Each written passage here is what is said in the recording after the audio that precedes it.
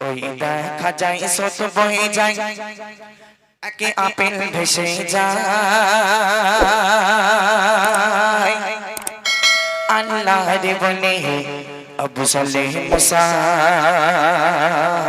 সে apple খেয়ে নেয় ওই দেখা যায় স্রোত বয়ে যায় একে আপেল ভেসে যায় আল্লাহ রে বলে আবু সালেহ মুসা সেই আপেল খেয়ে নেয় আল্লাহ রে বলে আবু সালেহ মুসা সেই আপেল খেয়ে নেয় ওই দেখা যায় স্রোত বয়ে যায় একে আপেল ভেসে যায় আল্লাহ রে বলে আবু সালেহ মুসা সেই আপেল খেয়ে নেয় আল্লাহ রে বলে আবু সালেহ মুসা সেই আপেল খেয়ে নেয় বলে না জেনিয়া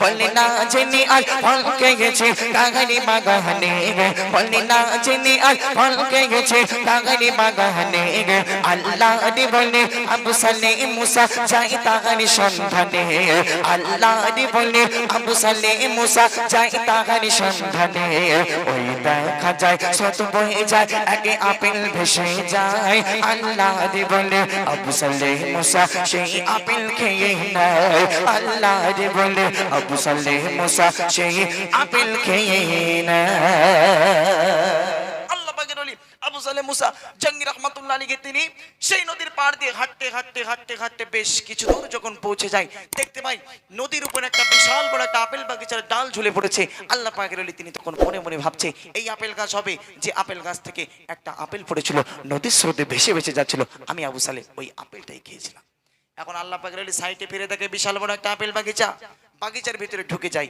গিয়ে দেখে একজন মালিক বসে আছে সেই মালিকের কাছে গিয়ে আল্লাহ পাকের ওলি কেমন করে ক্ষমা চাই কবি ছন্দের মাধ্যমে সুন্দর কথা আরো কি লিখছে তখন সাদা সাদা দিন চলতে থাকে নদীর পথ ধরে দেখে একটি গাছে ডাল ঝুলে নাই নদীর পাহাড়ে সাদা সাদা দিন চলতে থাকে নদীর পথ ধরে দেখে একটি গাছে ডাল ঝুলে নাই নদীর পাহাড়ে সেই গাছের মালিক আছে কোথায় খোঁজে তাহারে সেই চাইতে ক্ষমা যাবে বলে সেই মালিকের দাঁড়িয়ে বলবে না হুকুমে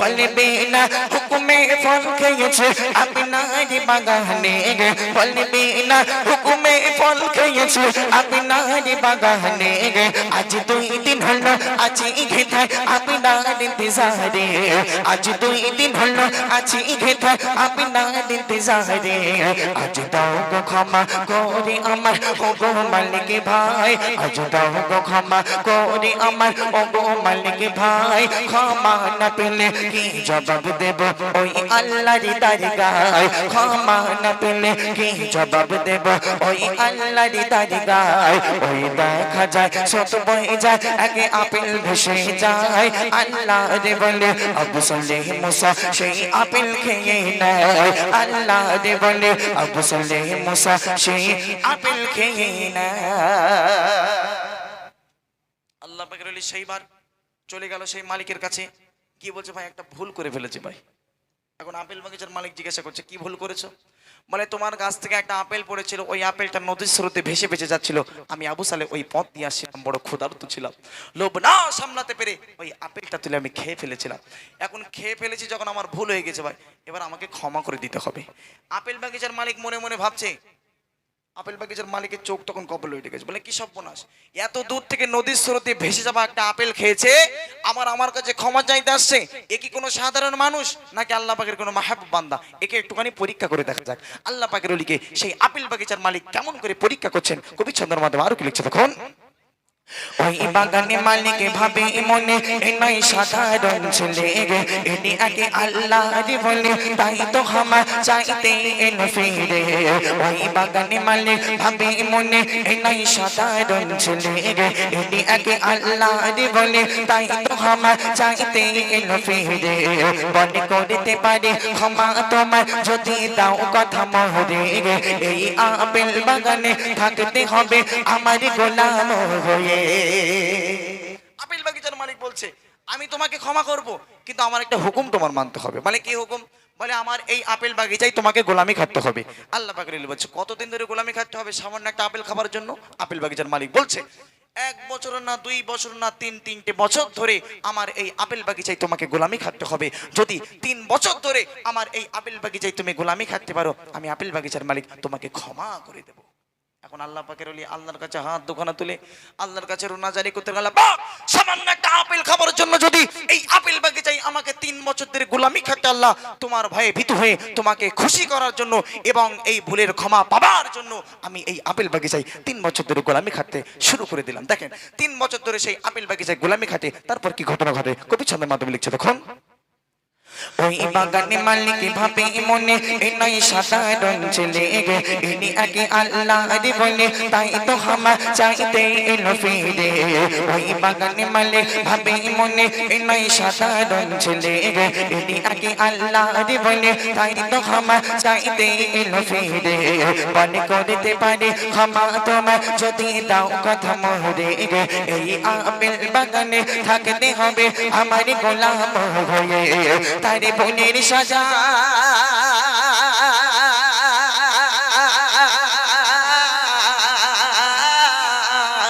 তারে বোনের সাজা মনে করে রাজি হয়ে যায়, তারে বোনের সাজা মনে করে রাজি হয়ে যায়। আপেল বাগানে গোলাম হয়ে জীবন কাটায়, আপেল বাগানে গোলাম হয়ে জীবন কাটায়। ওই দেখা যায় শত বই যায় একে আপেল ভেসে যায়, আল্লাহ রে বলে আবু সালেহ মুসা সেই আপেল খেয়ে নেয়, আল্লাহ রে বলে আবু সালেহ মুসা সেই আপেল খেয়ে নেয়।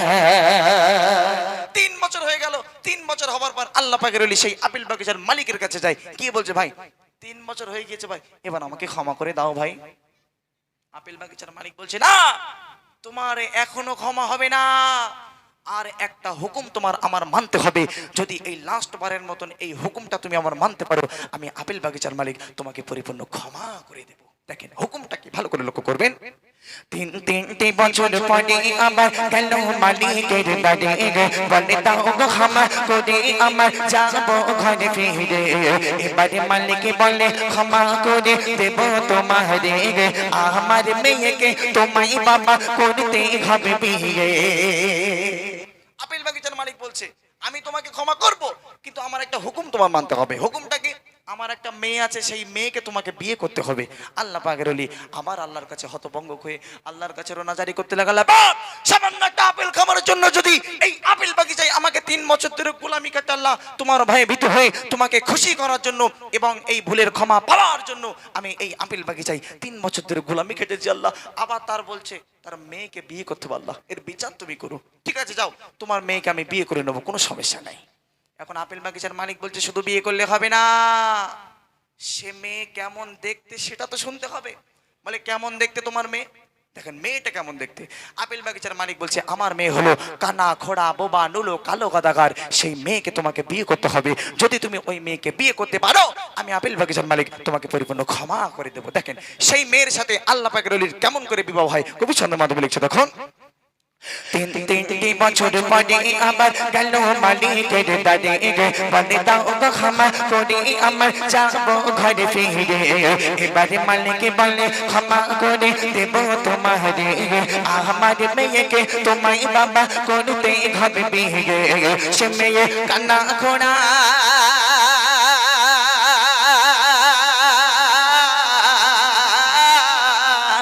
সে মেয়ে কান্না খোড়া বোবা নুলো কালো গাদাগার, সে মেয়ে কান্না খোড়া বোবা নুলো কালো গাদাগার। যদি তাকে করো বিয়ে দেব ক্ষমা করে, যদি তাকে করো বিয়ে দেব ক্ষমা করে।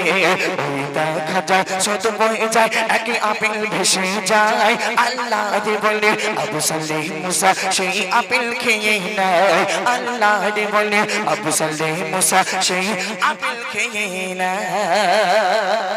একদম লাস্ট কথায় দেখেন, যারা শেষ ভালো তারা সব ভালো।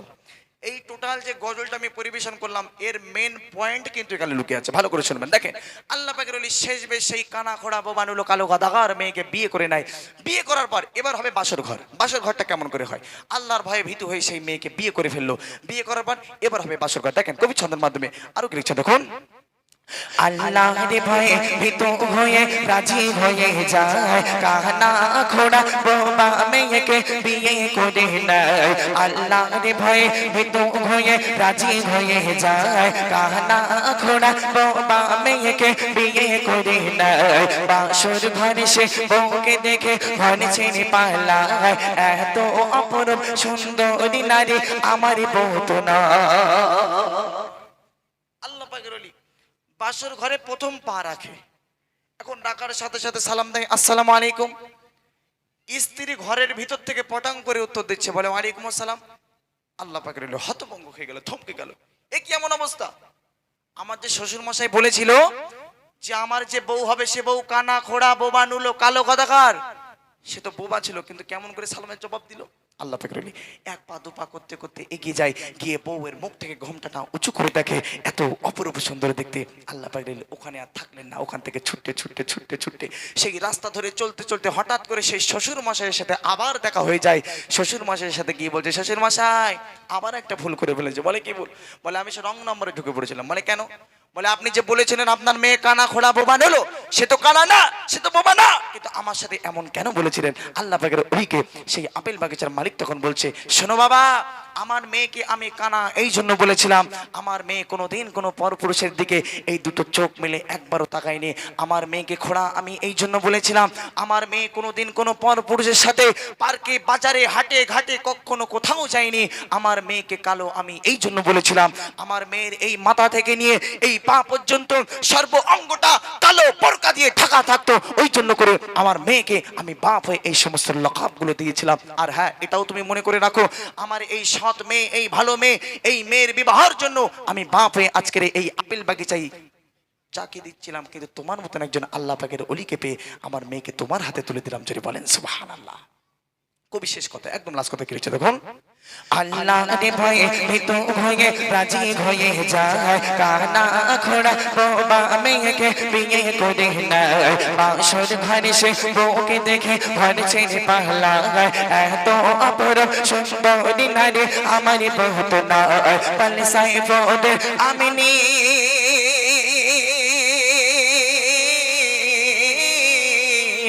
বলে সাইফুদ্দিন আমিনী ও মা জননী, বলে সাইফুদ্দিন আমিনী ও মা জননী, হও এমন রমণী তবে তোমাদের গর্বে হবে আব্দুল কাদের জিলানী, তবে তোমাদের গর্বে হবে আব্দুল কাদের জিলানী।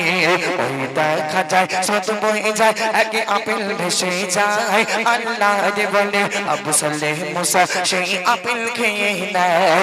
আল্লাহ বলে আবু সালেহ মুসা সেই আপেল খেয়ে না।